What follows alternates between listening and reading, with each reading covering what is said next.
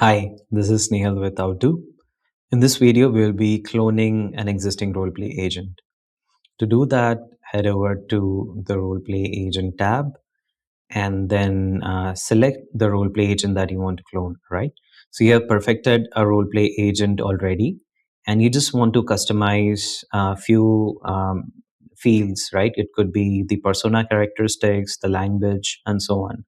To do that, you just click on clone and you know what type of role play you want it to be. So if you want it to be a discovery or a cold call, right? So let me just select cold call for now. And that's it. It has cloned the role play agent. And I can just go ahead and maybe change the language to German, Spanish. That could be one scenario. Or I could maybe customize the behavior, right? So I could make the role play agent a bit skeptical, right? And then just click on publish to finally generate the roleplay agent. And that's it. Your roleplay agent is ready. You can now share this with your team, add it to a folder, add it to a course, and push it to your LMS. Thank you.